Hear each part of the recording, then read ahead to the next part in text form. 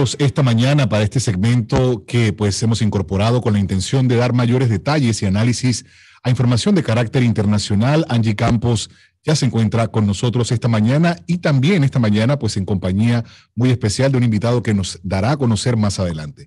Angie, buenos días, qué gusto tenerte con nosotros hoy nuevamente. Buenos días, Ricardo. Buenos días a los radioescuchas que nos sintonizan en esta mañana. También aprovecho para darle la bienvenida al ex embajador de la República de Chile en Panamá y amigo, el licenciado Francisco Cruz, que esta mañana nos acompaña para tratar el tema pues, del rechazo a la propuesta constituyente que se dio el domingo pasado. Hoy, pues 9 de septiembre, Ricardo, el mundo amanece un poco convulsionado con la lamentable noticia del fallecimiento de la reina Isabel II.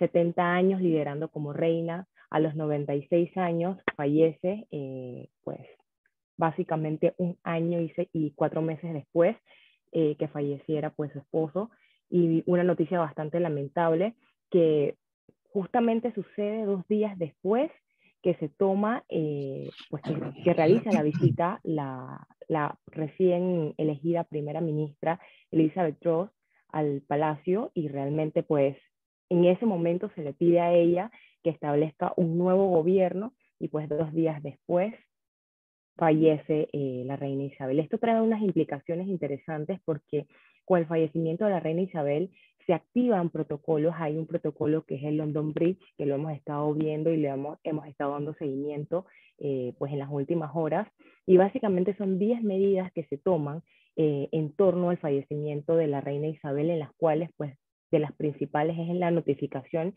a todas las naciones miembros del Commonwealth pues del fallecimiento de la jefa de Estado, a la que consideran jefa de Estado, y pues posterior otra serie de medidas como que básicamente entre los 10 y 12 días posteriores al fallecimiento de la reina es que se va a dar el traslado a la abadía de Westminster de su cuerpo.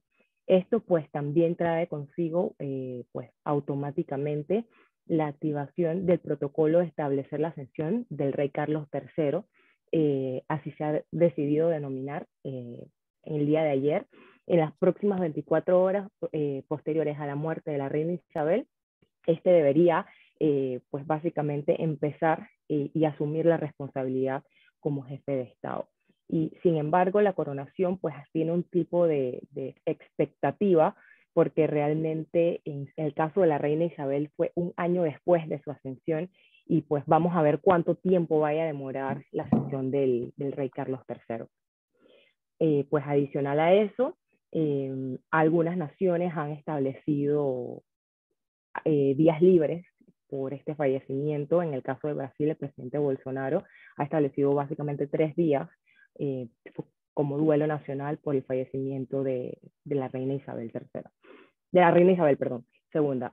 Por otro lado, hoy queremos también tratar el tema de el fracaso que tuvo la Asamblea Constituyente el domingo pasado en Chile con respecto a la presentación de la nueva propuesta constituyente, una propuesta que básicamente incluía más de 100 derechos constitucionales, una reclamación que ha tenido el pueblo chileno por más de 3 años, constituyéndose de alguna manera como una revolución política que se quería generar para el país. Sin embargo, pues el domingo pasado, luego de básicamente un 80% de personas que habían aprobado que se generara esta asamblea constituyente, podemos encontrarnos ante un 60% que ha rechazado la nueva carta constituyente, una carta que sin duda incluía nuevos derechos, y no solamente nuevos derechos, sino que constituía con más fortaleza los derechos en cuanto al cambio climático y al medio ambiente. Y esto tiene una razón de ser, y es que pues habían 3 escaños que eran ocupados por poblaciones indígenas que lucharon para que esta situación pues se constituyera como parte de la nueva Carta Magna.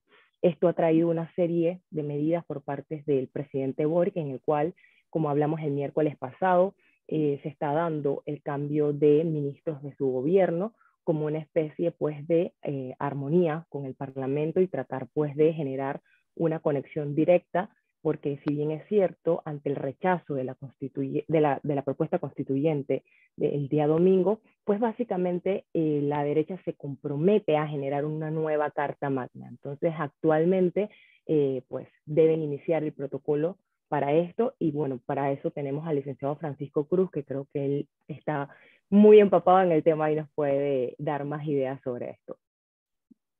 Hola Angie, ¿cómo estás? Buenos días a todos los que nos escuchan en Radio Panamá. ¿Aló? Sí, en ese sentido, sí, licenciado Cruz, Angie hacía la introducción para analizar un poco la realidad desde su óptica y experiencia, obviamente, con esta iniciativa.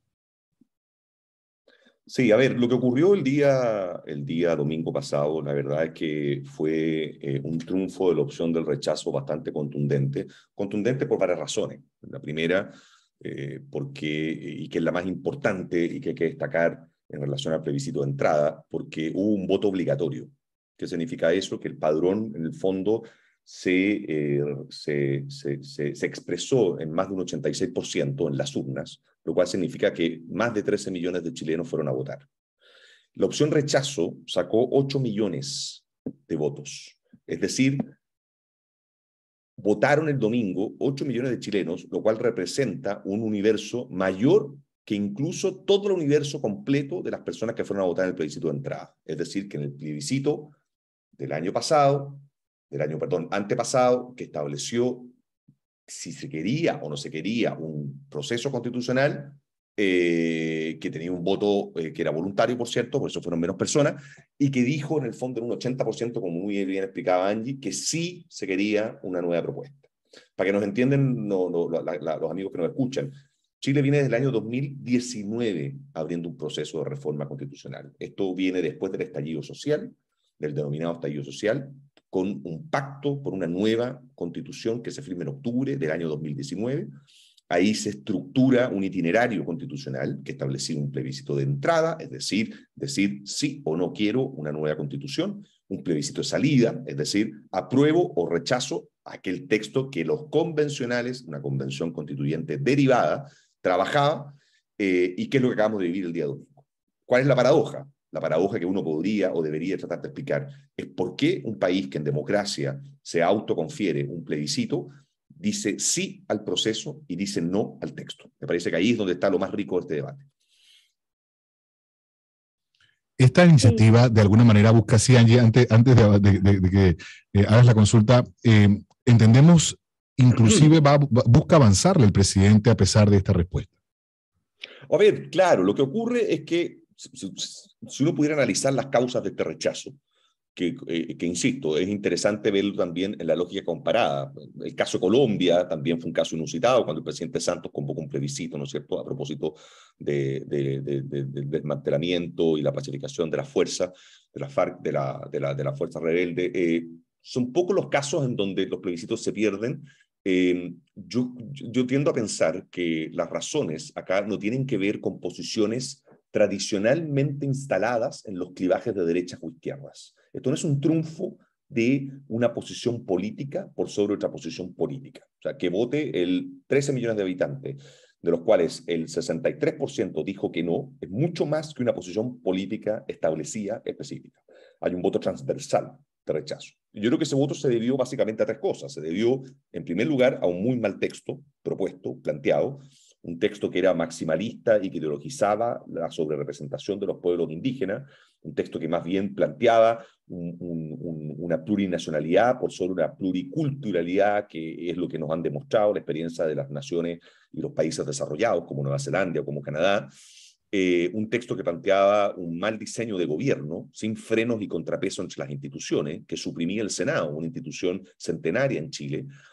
Una Cámara Alta, Panamá no la tiene, Panamá tiene un Congreso unicameral, pero nosotros hemos tenido Senado toda la vida republicana, y borrar de un plumazo una institución que ha dado presidentes de la República, que ha sido responsable de las principales reformas y avances constitucionales prácticamente en toda nuestra tradición constitucional, era algo realmente muy violento. Y por último, solamente como un rasgo, digamos, eliminaba el Poder Judicial y se establecía un Sistema Nacional de Justicia, con un Consejo Nacional de la Justicia elegido por órganos externos que tenían la posibilidad de capturar los nombramientos y de complicar la independencia judicial.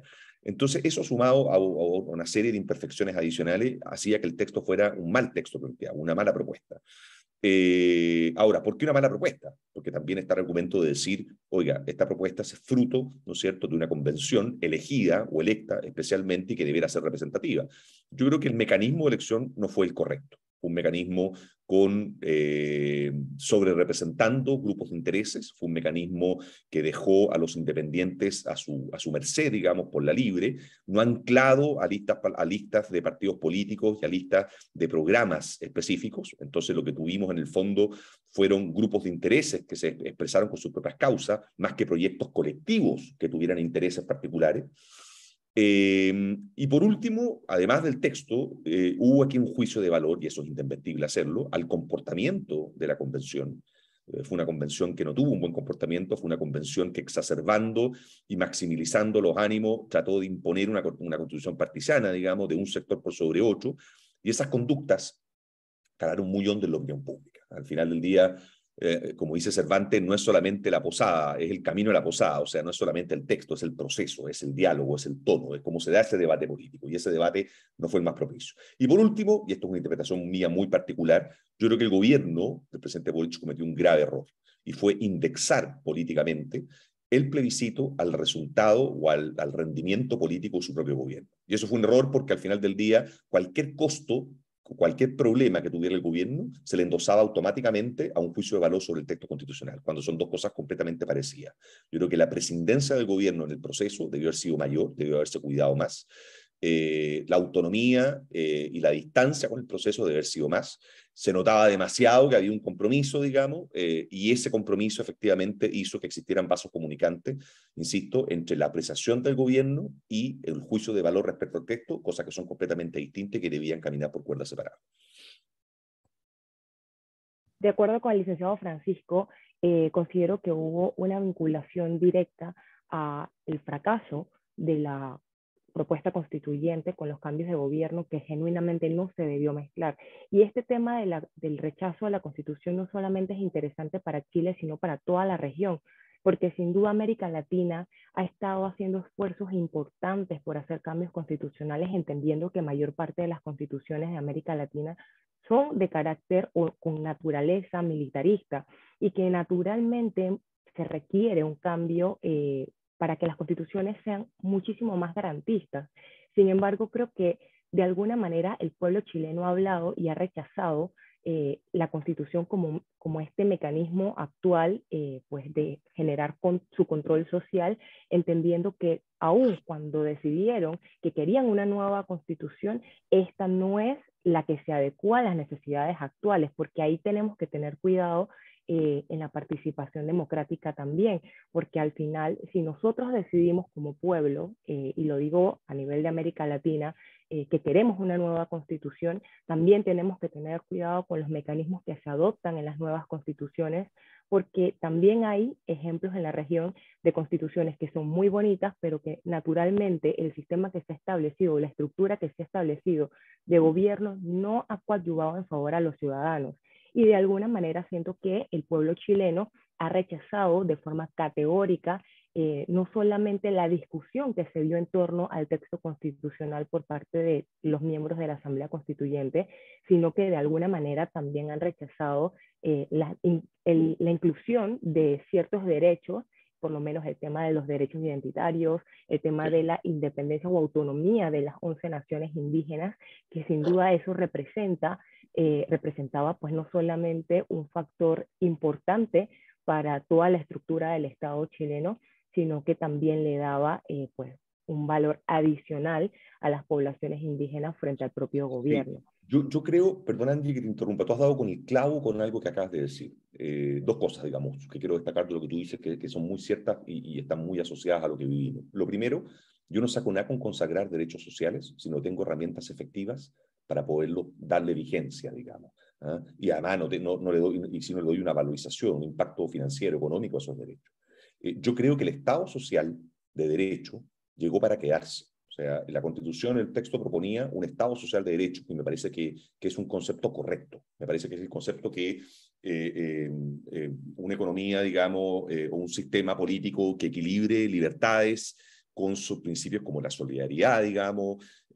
Chile ha tenido un debate largo por el Estado subsidiario, que es como el Estado de alguna manera sale en rezago o después del impulso individual en las políticas públicas, en el rescate de ayudas estatales, en los beneficios universales, en pensiones, en derechos, etcétera. Me parece que ahí había un debate interesante que se zanjó y yo creo que se instaló, como tú lo decías también al principio. O sea, Estado social de derecho me parece que se quedó y es un concepto que tenemos que saber plasmar. No hay un juicio de valor contra eso. No hay un juicio de valor tampoco, como tú lo estás diciendo, con reconocimiento a los pueblos indígenas. Chile es un país que ha estado de alguna manera a la vanguardia de eso. Fuimos uno de los primeros países que reconocimos, que ratificamos el convenio 169 de la OIT sobre pueblos indígenas y tribales, que establece la consulta indígena para el desarrollo de proyectos de inversión. Pero esta constitución lo que hacía era transformar la consulta en un consentimiento abierto, sin orillas, no limitado, que derechamente podía limitar la inversión extranjera o podía generarle problemas de incerteza, digamos. Entonces no sacamos nada con reflejar plurinacionalidad si por otro lado vamos a desincentivar la inversión. Esto tiene que ser un equilibrio, tienen que haber frenos y contrapesos. Entonces, esto no es un juicio de valor a ciertos principios. Yo creo también que la solidaridad internacional llegó para quedarse, que el principio del multilateralismo responsable, a propósito de que todas estas constituciones, como tú decías muy bien, traen un rezago, traen una carga militar importante. Recordemos que América Latina, incluyendo Panamá, en los 80, sí, teníamos a Noriega en Panamá, teníamos a Pinochet en Chile, teníamos a Stroessner en Paraguay, teníamos un poquitito antes, ¿no es cierto?, a Viola Videla Galtieri en Argentina, teníamos a Velasco Alvarado en Perú, teníamos a, se me están yendo otros nombres, digamos, a Bordaberry en Uruguay. O sea, teníamos un contexto militarizado, digamos, de dictaduras, en donde los sistemas políticos de alguna manera vienen de ese contexto. Pero han pasado 30 años y esos 30 años han hecho reformas, han hecho cambios, las sociedades se han diversificado. Hoy día ya ese cisma o esa tensión entre dictadura y democracia yo creo que ya no está presente. Hoy día lo que está presente es el Estado de Derecho versus el populismo, es la responsabilidad versus la solidaridad. O sea, hoy día creo yo que la gran amenaza a nuestras democracias ya no son los gobiernos militares. Hoy día la gran amenaza a nuestra democracia son los populismos, vengan de donde vengan, sean de izquierda o sean de derecha. Y la región, por Dios, que ha sido generosa en darnos ejemplos de lo uno y lo otro. Entonces, yo creo que ese debate ha marcado un poco lo que hemos vivido y el proceso constitucional latinoamericano ha sido un proceso, a mi juicio, un poquitito sesgado y un poquitito encerrado por esa visión. Yo me siento muy orgulloso de lo que vivimos el domingo, muy orgulloso, y aquí voy a hacer una confesión.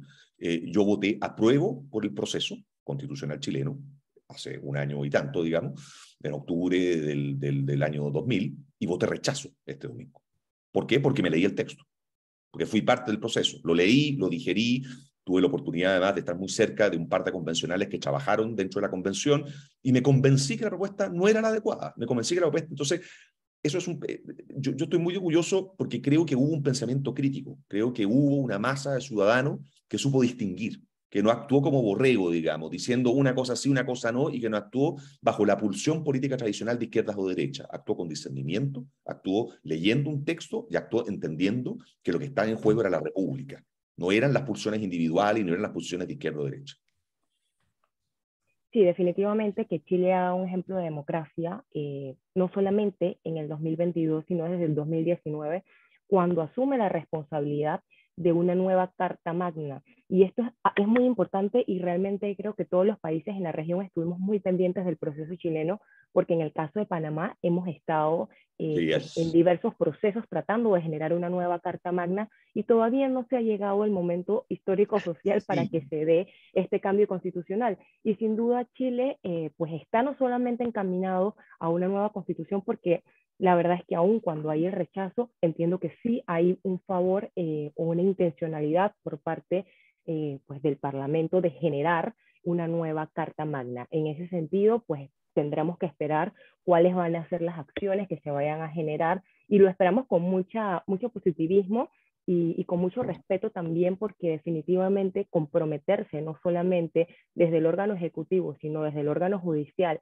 a una tarea tan importante como es una nueva Carta Magna, entendiendo de que todo un país quiere y requiere pues básicamente la Constitución o la actualización de sus derechos, dejando atrás los sesgos pues militares, sin duda es un gran avance no solamente para Chile, sino para la región. Hoy pues concluimos el segmento pues básicamente con esta conclusión y damos gracias al licenciado Francisco Cruz por acompañarnos en esta mañana. Encantado, Angie. Muchas gracias a ti, a Radio Panamá y a Ricardo por la invitación. Por supuesto, y definitivamente un análisis interesante desde, obviamente, materia no solamente diplomática, sino también de la realidad política de Chile en este momento. Ricardo, te interrumpa. Obvié un tema, solamente me demoro 30 segundos, a propósito de la especialidad que tiene Angie. Por ejemplo, hubo un debate largo, muy extendido, sobre hasta dónde se constitucionalizaban las relaciones exteriores como política pública o como política de Estado dirigida por el presidente de la República en el texto. ¿Y por qué esto es importante? Porque también todas nuestras constituciones, que venían con estos rezagos militares, venían reflejando una sociedad global, digamos, que era mucho más limitada, con Guerra Fría, era otro esquema, digamos. Entonces, reflejar de alguna manera el mundo internacional en un texto, en las reglas básicas de convivencia, como lo son las constituciones, obviamente no era parte de las reglas del juego, ni en los 70 con Panamá, con la Constitución del 72, ni en Chile en los 80 con Pinochet.